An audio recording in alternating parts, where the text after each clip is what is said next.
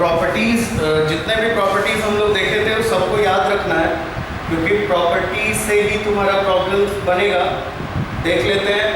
देखो लास्ट जो प्रॉपर्टी हम बताए थे उसको एक बार हम लोग फिर से देखते हैं। लास्ट प्रॉपर्टी को एक बार फिर से हम लोग देखते हैं, उसके बाद फिर हम लोग आगे बढ़ेंगे।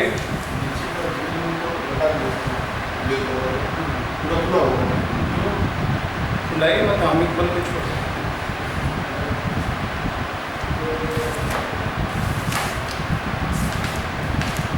ठीक है, तो प्रॉपर्टी हम लोग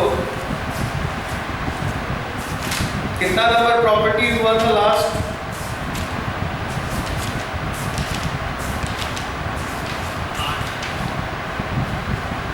आठ नंबर प्रॉपर्टी हो गया था, है ना?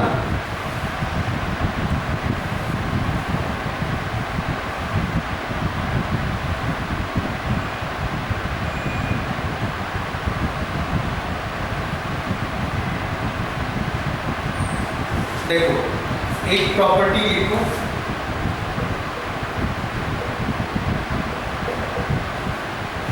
प्रॉपर्टी 9।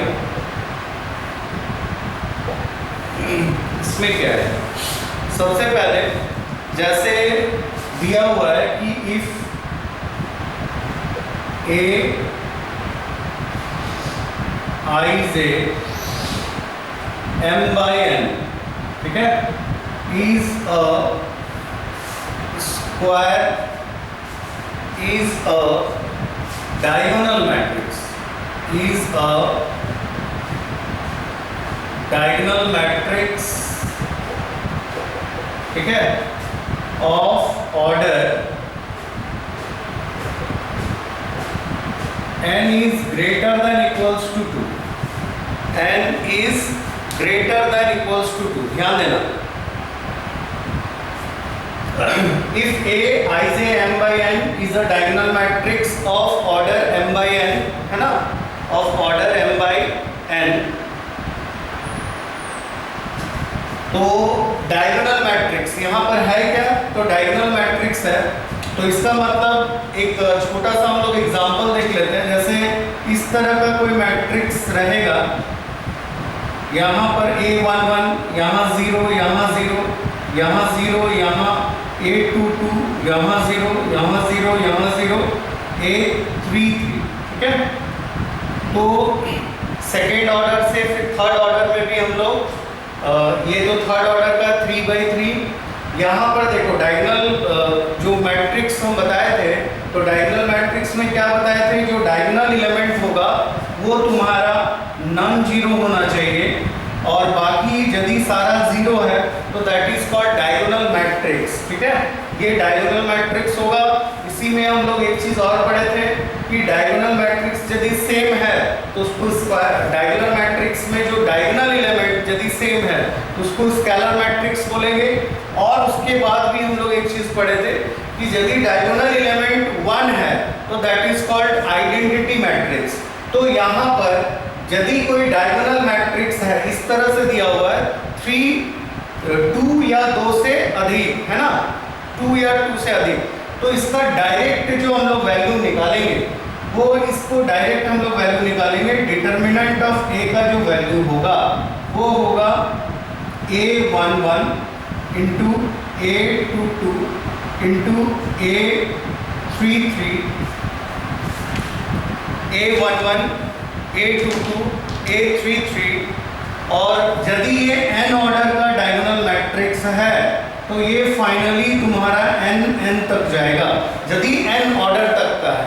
तो इसको डायरेक्ट हम लोग वैल्यू, कोई भी डायगोनल मैट्रिक्स यदि इस तरह से दिया हुआ है which is associated with real expressions के साथ एसोसिएटेड है, तो इस डायगोनल मैट्रिक्स का मतलब इसका जो डायगोनल, इसका जो डिटर्मिनेंट बनेगा उसका जो वैल्यू होगा वो हम लोग ये कर लेंगे, डायरेक्ट डायगोनल एलिमेंट को मल्टीप्लाई करते चलना है। यदि 3 है तो 3 मल्टीप्लाई होगा, यदि 4 है तो फिर 4 मल्टीप्लाई होगा, यदि n तक है तो फिर ये n टाइम्स मल्टीप्लाई होगा, ठीक है। इसको नोट कर लो जल्दी।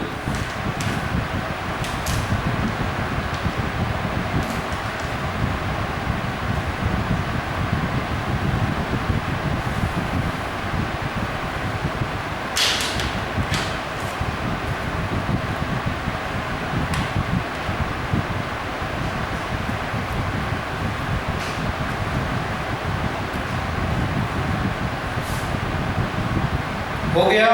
हो जाएगा तो रेज योर हैंड, फिर हम लोग आगे बताएंगे।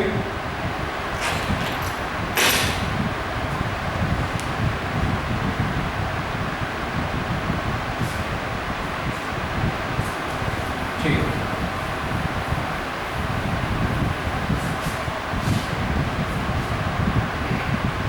देखो लास्ट क्लास में हम लोग एक प्रॉपर्टी पढ़े थे, उसको फिर से हम एक बार थोड़ा सा रिपीट कर देते हैं, उसके बाद हम लोग प्रॉब्लम्स करेंगे।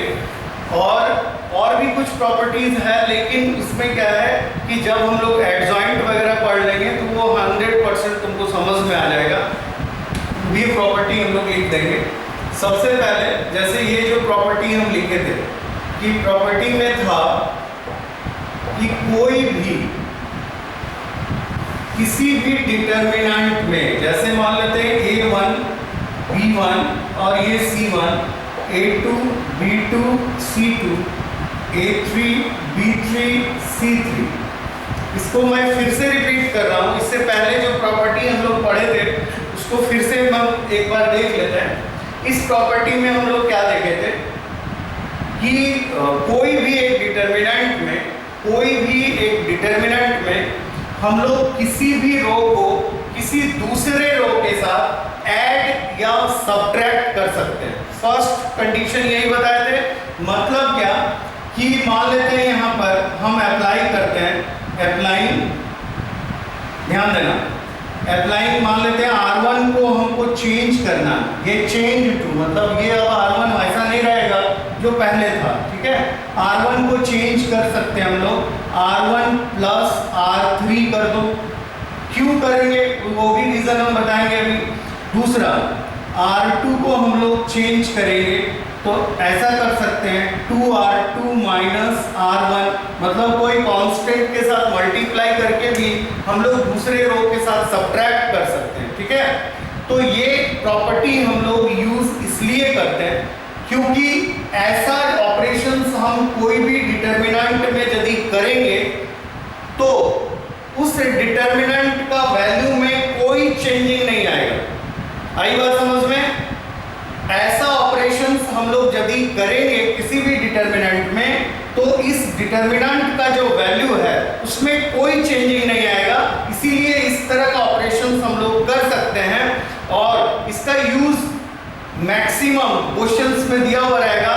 Using properties of determinant find the value of this, या तो प्रूव दैट, ठीक है।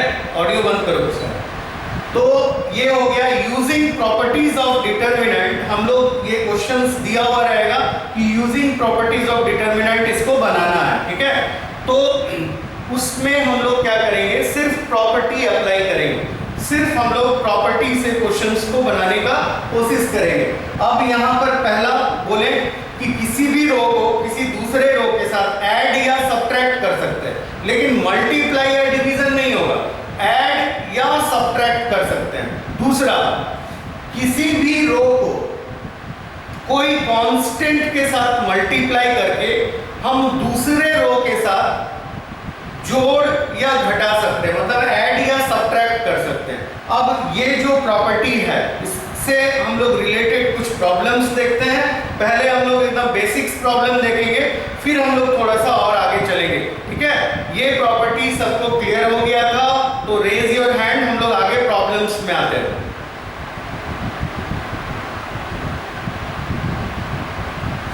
गुड, चलो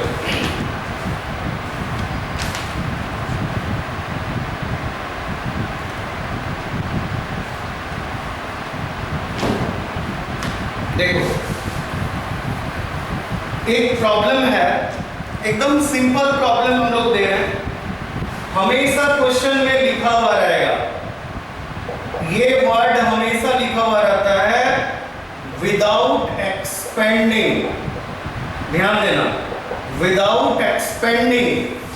हम लोग किसी भी डिटर्मिनेंट को एक्सपेंड करके वैल्यू निकाल सकते हैं, लेकिन पहले ही क्वेश्चन में दे देगा कि विदाउट एक्सपेंडिंग, मतलब एक्सपेंड करके हमको नहीं निकालना है। जो इससे पहले हम लोग देखे थे, जो रो या कॉलम, किसी भी एक रो या किसी भी एक कॉलम को लेके हम लोग उसका वैल्यू निकाल लेते थे। यहाँ पर क्या है, विदाउट एक्सपेंडिंग। विदाउट एक्सपेंडिंग में हम लोग इसका वैल्यू निकालना है, ठीक है। इवैल्यूएट विदाउट एक्सपेंडिंग, इसको इवैल्यूएट करना है। डिटर्मिनेंट दिया हुआ है, ध्यान देना, इसको एक्सपेंड करने के बाद भी वही वैल्यू आएगा, लेकिन एक्सपेंड नहीं करना। हम लोग को ये दिया हुआ है 41 और यहाँ दिया हुआ है 79, 41 79 और यहाँ दिया हुआ है 29। ध्यान देना 41 79 29 और एक है 175, उसके बाद है 5 9 और 3। अब यहां पर हम लोग क्या करते हैं, ध्यान देना, देखो प्रॉपर्टीज जो हम लोग इस्तेमाल करते हैं ना, उस प्रॉपर्टी का मेन मकसद क्या होता है बता दे। प्रॉपर्टी जब भी हम लोग इस्तेमाल करेंगे तो कोशिश ये करेंगे किसी भी एक रो, कोई भी एक रो का एटलीस्ट एक भी होगा तो चलेगा, लेकिन यदि 2 एलिमेंट 0 आ गया तो फिर हम लोग उसको इजीली कैलकुलेट कर सकते हैं। पहला मकसद ये रहेगा कि किसी भी एक रो या किसी भी एक कॉलम का यदि 2 एलिमेंट को हम लोग 0 कर दें तो पहला मकसद वो हो गया। दूसरा मकसद ये होता है कि हम लोग किसी भी 2 रो को, मान लेते हैं ये रो और ये रो को आइडेंटिकल कर दें, या ये कॉलम और ये कॉलम को आइडेंटिकल कर दें, तो उससे क्या होगा कि उससे भी डायरेक्ट हम लोग एक प्रॉपर्टी हम लोग पढ़े थे कि उस प्रॉपर्टी से हम लोग डायरेक्ट इसका वैल्यू 0 लिख सकते हैं, ठीक है। अब देखो एक प्रॉपर्टी हम यहाँ पर अप्लाई करते हैं, ध्यान देना, और ये जो प्रॉपर्टी है बुक्स में तो तुमको डायरेक्ट मिल जाएगा और बुक वाला तुम प्रॉपर्टी देख के लिख लोगे, लेकिन एग्जामिनेशन में तुमको ये अपने से सोचना है और ये सबसे बड़ा टास्क है, बता दे रहे हैं। ये जो भी प्रॉपर्टी हम लोग इस्तेमाल करेंगे ये अपने से सोचना है और अलग अलग प्रॉब्लम में, जैसे ये तो डिजिट है, बोलोगे अरे रट लेंगे कोई दिक्कत नहीं है, लेकिन रट के क्या होगा, डिजिट चेंज हो जाएगा तो फिर दिक्कत हो जाएगा, तो डिजिट चेंज हो जाएगा तो फिर तो दूसरा प्रॉपर्टी अप्लाई होगा। तो हम लोग क्या करेंगे, कोशिश करेंगे यहाँ पर दिमागी कसरत तुम लोगों को करना है। सबसे पहले देखो ध्यान देना, क्या हुआ, हाँ आंसर 0 आएगा, देखो आंसर 0 आएगा, कोई दिक्कत नहीं है, जिसका बन गया है देख लो। देखो यहाँ पर क्या है 41 है ना, 41 है, यहाँ पर 5 है, ध्यान देना, यहाँ 41 है, यहाँ 5 है। यदि हम 5 का टेबल पढ़े तो 8 पचे 40 होता है, ध्यान देना, 5 का टेबल पढ़ेंगे तो 8 पचे 40 होगा, 9 पचे 45 हो जाएगा, मतलब 9 यदि देंगे तो 41 से ज्यादा हो जाएगा, तो हम इसको 8 से मल्टीप्लाई करेंगे। पहला ध्यान देना, इसको 8 से मल्टीप्लाई करेंगे, यहाँ देखो ये 9 है, जब इसको कर रहे हैं तो इसको भी मल्टीप्लाई करना होगा, तो 9 को मल्टीप्लाई करेंगे, 9 8 जा 72, यहाँ है 79, ध्यान देना 79 और 72 को माइनस करो 7 आ जाएगा, 41 और 40 को माइनस करो 1 आ जाएगा, फिर यहाँ देखो 3 8 3 जा कितना होता है 24 और 29 से 24 को माइनस करो 5 आ जाएगा। तो हम लोग क्या करते हैं, ध्यान देना, C1 को हम चेंज कर रहे हैं, C1 कॉलम 1 को चेंज कर रहे हैं, क्या चेंज किए, तो कॉलम 1 माइनस, ध्यान देना, कॉलम 1 माइनस 8 कॉलम 3 8, इसको 8 से मल्टीप्लाई करके तब हम लोग इसको सब्ट्रैक्ट कर रहे हैं। तो जब ये ऑपरेशन हम करेंगे तो ऑपरेशन करने के बाद क्या आएगा, देखो ध्यान देना, हम एक बार लिख दे रहे हैं ताकि तुम लोगों को समझने में आसानी हो, उसके बाद में हम लोग डायरेक्ट करेंगे। 8 पचे 40 और ये 41, तो 41 माइनस 40, ठीक है। अब देखो हम C1 को सिर्फ चेंज कर रहे हैं, तो C2 और C3 सेम रहेगा, ये 1 है ये 5 है, ठीक है। 79 है, ध्यान देना, ये 9 8 72, ठीक है। तो हम लोग लिखेंगे 79 माइनस 72, ठीक। ये तुम्हारा जैसा है वही रहेगा, ये भी जैसा है वही रहेगा। इसको देखो 29 माइनस 8 से इसको मल्टीप्लाई करेंगे, 8 C3 है ना, 8 दिया 24 तो 24 हो गया, और यहाँ पर 5 और यहाँ 3। अब देखो इसको करने के बाद तुम्हारा जो डिटर्मिनेंट आएगा वो क्या आएगा, तो अब तुम्हारा डिटर्मिनेंट क्या आ जाएगा, अब तुम्हारा जो डिटर्मिनेंट है वो आएगा कुछ इस तरह से, ध्यान देना। पहले ये तो 1 आ जाएगा, ये 1 ही है, और ये 5। यहाँ पर देखो 7 आएगा, यहाँ पर 7 और ये 9 है।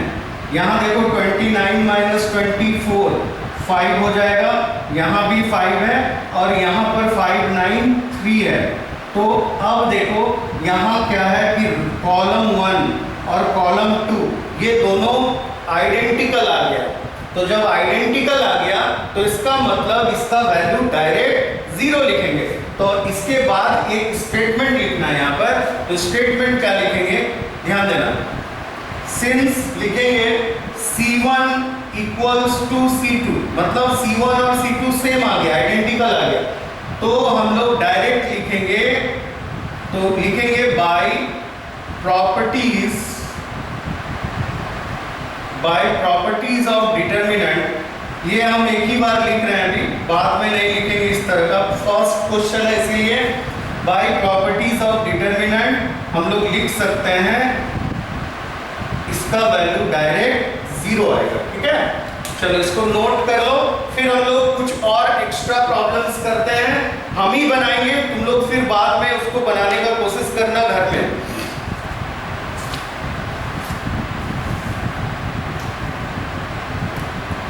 समझ में आ गया? रेज योर हैंड, ये वाला प्रॉब्लम समझ में आ गया?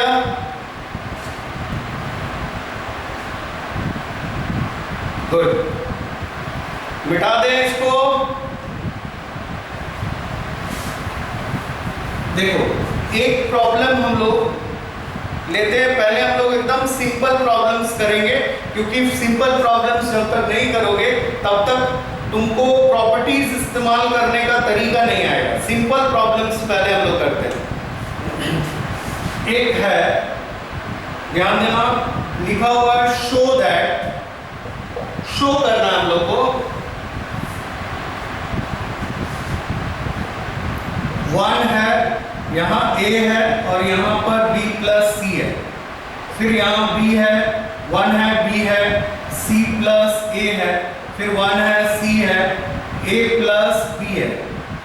ध्यान देना, इसको देखने से समझ में आ रहा है, हालांकि इसका भी आंसर 0 ही होगा, लेकिन इसको भी हम लोग बहुत इजी तरीके से कर सकते हैं यूजिंग प्रॉपर्टीज ऑफ डिटर्मिनेंट। कैसे? तो देखो यहां पर क्या है, ये जो डिटर्मिनेंट है इसको हम लोग डेल्टा लिख देते हैं। एक यहां पर प्रॉपर्टी इस्तेमाल करेंगे, इसको दो तरीके से हम बना के दिखाते हैं। पहला जो तरीका है, ध्यान देना, A B C है, यहाँ A है, यहाँ मिसिंग क्या है, B और C। यदि इसको इसके साथ जोड़ेंगे तो A plus B plus C यहाँ आ जाएगा, यदि इसको इसके साथ जोड़ेंगे तो A plus B plus C आ जाएगा, यदि इसको इसके साथ जोड़ेंगे तो A plus B plus C आ जाएगा। और एक रो या एक कॉलम से यदि कोई चीज कॉमन आता है तो उसको हम लोग बाहर निकाल सकते हैं कॉमन। ठीक है, तो देखो इसको हम लोग पहले जो अप्लाई करते हैं, अप्लाइंग प्रॉपर्टी, क्या किए हम लोग, तो C2 को चेंज कर दिए, C2 change to C2 plus C3। ठीक है, C2 को हम लोग चेंज कर दिए C2 प्लस C3, तो इस डिटर्मिनेंट का जो वैल्यू होगा वो अब आएगा 1 1 1, यहाँ पर आ जाएगा A plus B plus C, यहाँ आएगा A plus B plus C, यहाँ पर भी A plus B plus C, और ये तो इसमें कोई चेंजिंग नहीं हुआ, जो है वही रहेगा, B plus C, C plus A और A प्लस B। ठीक है, अब हम लोग क्या करते हैं, ध्यान देना, ये जो कॉलम है इसमें जो कॉमन आ रहा है उसको बाहर कर लेंगे हम लोग, तो इसको बाहर हम लोग कर लेते हैं। a plus b plus c बाहर आ गया, यहाँ 1 यहाँ 1 यहाँ 1, यहाँ पर भी 1 1 1, क्योंकि ये पूरा कॉमन आ गया तो बचा क्या 1 1 1। यहाँ पर क्या आ गया b प्लस c, यहाँ पर c प्लस a और यहाँ पर a प्लस b। फिर वही प्रॉपर्टी अप्लाई होगा, तो देखो ये कॉलम और ये कॉलम आपस में बराबर हो गया, तो जब बराबर हो गया डायरेक्ट लिखेंगे a plus b plus c और इसका वैल्यू 0 हो गया इंटू 0, तो ये डिटर्मिनेंट का जो वैल्यू होगा वो 0 होगा। ठीक है, इस डिटर्मिनेंट का जो वैल्यू होगा वो 0 होगा। तो यहाँ पर हम लोग क्या किए, तो since c1 equals to c2, c1 जो है वो c2 के बराबर है, तो हम लोग direct properties of determinant use करके हम लोग ये कर लेंगे। अब देखो इसी प्रॉब्लम को हम दूसरे तरीके से बनाएंगे। यदि ये वाला क्लियर हो गया तो रेज योर हैंड, हम मिटाएंगे।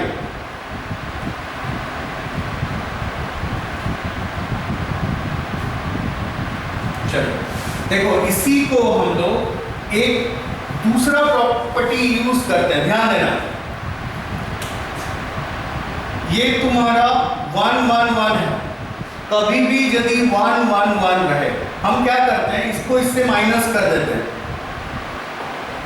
अप्लाइंग, ध्यान देना, R1 को हम चेंज कर रहे हैं, R1 को चेंज कर रहे हैं, R1 माइनस R2।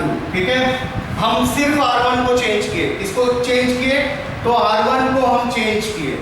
हमेशा याद रखना R1 को चेंज कर लिए इस ऑपरेशंस में, तो हम फिर R2 या R3 को भी कर सकते हैं, लेकिन R1 को नहीं करेंगे क्योंकि R1 के साथ एक ऑपरेशन हो चुका है।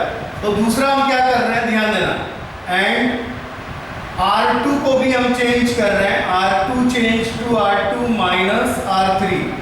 ठीक है, अब क्या आएगा, तो यदि हम लोग इसको चेंज कर दिए तो दोनों प्रॉपर्टी, दोनों अलग अलग रो में ऑपरेशंस हो रहा है, इसीलिए हम लोग इसको एक साथ लिख सकते हैं। ठीक है, अलग अलग रो में, ये R1 में ऑपरेशंस है और ये R2 में ऑपरेशंस है। ठीक है, तो देखो R1 change to R1 minus R2, तो यहाँ 0 हो गया, यहाँ a माइनस b होगा, और इसको यदि माइनस करेंगे c कटेगा, तो यहाँ b माइनस a आएगा। ध्यान देना, इसको यदि हम इससे माइनस कर रहे हैं, यहाँ 0 आएगा, यहाँ आएगा b माइनस c, और ये a कटेगा c माइनस b। ध्यान देना, हम लोग R1 और R2 में ऑपरेशंस, यहाँ देखो R1 और R2 में ऑपरेशंस देखें तो R3 में कोई ऑपरेशन नहीं था, तो R3 जैसा है वैसा ही लिख देंगे। अब देखो हम क्या बोले थे कि प्रॉपर्टीज ऑफ डिटर्मिनेंट का जो हम लोग यूज करते हैं दो चीज करने में, फर्स्ट में कोई एक रो या कोई एक कॉलम का एटलीस्ट 2 एलिमेंट को हम 0 कर देते हैं। 0 या तो हम कोई 2 रो को आइडेंटिकल कर देंगे, या तो एक रो या एक कॉलम का सारा एलिमेंट को 0 कर देंगे, ये भी हो सकता है।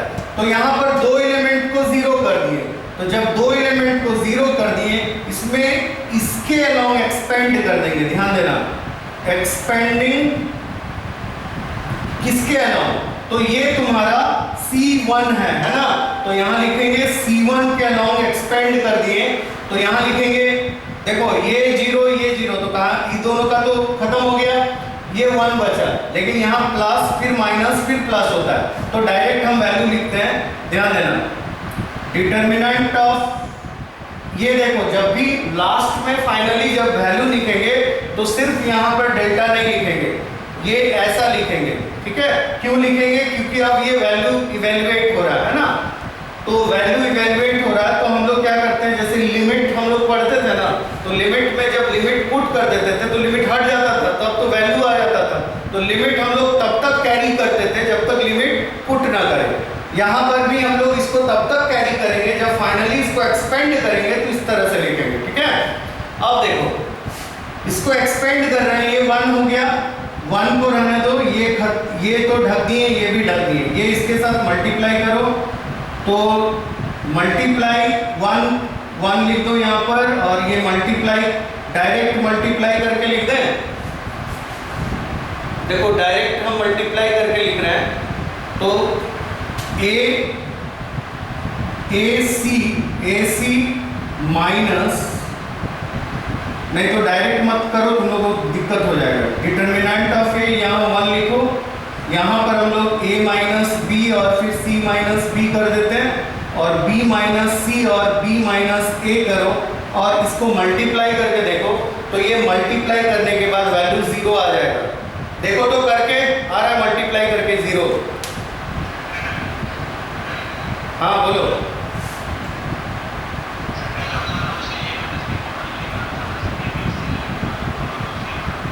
हाँ ऐसा भी कर सकते हैं या डायरेक्ट इसके बाद एक्सपेंड भी कर सकते हैं। देखो यहाँ पर a माइनस बी है, b माइनस है, तो ये दोनों से a माइनस बी कॉमन ले लो तो यहाँ पर -1 हो जाएगा। ये भी कर सकते हैं हम लोग, तो जैसे यहाँ a माइनस बी कॉमन ले लो और ये दोनों से b माइनस सी कॉमन ले लो, तो ये भी कर सकते हैं हम लोग। इसमें क्या होगा, इसमें तुम लोग को और आसानी होगा।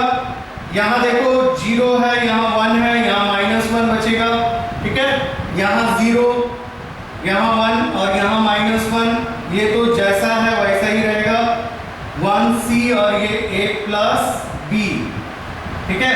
अब देखो ये रो और ये रो सेम आ गया तो डायरेक्ट हम लोग डिटर्मिनेंट का वैल्यू 0 लिख सकते हैं। इसको भी कैलकुलेट करेंगे तो ये भी तुम्हारा वैल्यू 0 आएगा। तो जो तरीका तुमको अच्छा लग रहा है वो सारे तरीके से बना सकते हो। चलो इसको नोट कर लो, यदि हो गया तो रेज योर हैंड, हम लोग आगे नेक्स्ट क्वेश्चन में आते हैं।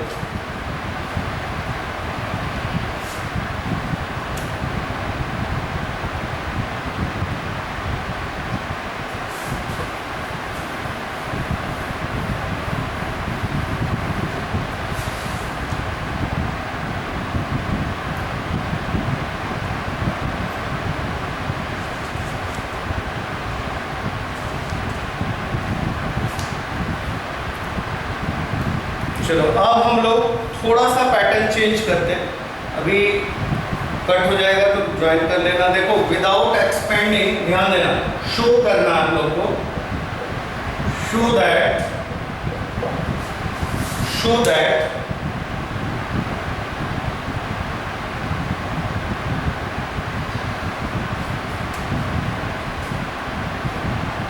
b square c square b square c square bc b plus c, ध्यान देना, b स्क्वायर c स्क्वायर हो गया, फिर c square a square ca और c प्लस a, फिर a स्क्वायर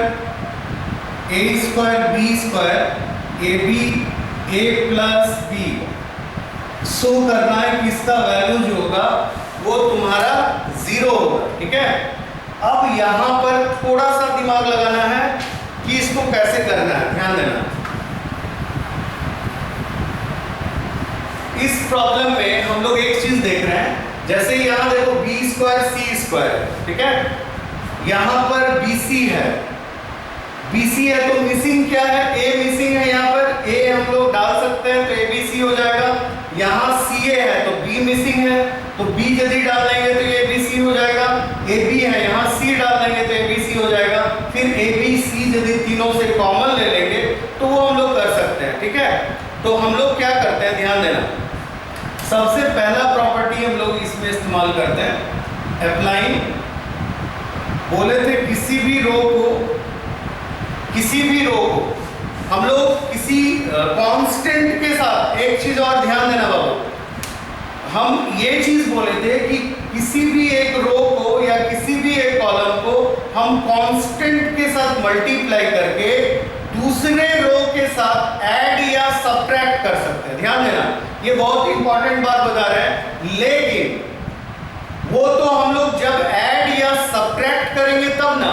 लेकिन मान लेते हैं हम ऐड नहीं कर रहे हैं, सिर्फ इसको a से मल्टीप्लाई कर रहे हैं, इसको, ठीक है, या इसको a से मल्टीप्लाई कर रहे हैं, तो यदि इसको a से मल्टीप्लाई करेंगे, दूसरे के साथ ऐड हम नहीं कर रहे हैं, तो a यहाँ डिवाइड भी करना होगा, ठीक है। अब देखो सबसे पहले हम लोग क्या करते हैं, applying r1 change to ar1, ध्यान देना, यदि ar1 करेंगे तो 1/a यहाँ करना होगा, ठीक है, क्योंकि ये फिर दूसरे किसी के साथ ऐड नहीं हो रहा, ये जस्ट हम लोग एक रो को किसी के साथ मल्टीप्लाई कर रहे हैं। दूसरा देखो R2 को हम लोग चेंज करेंगे PR2 और R3 को चेंज करेंगे CR3। क्यों कर रहे हैं अभी समझ में आ जाएगा। तो इसका मतलब क्या हुआ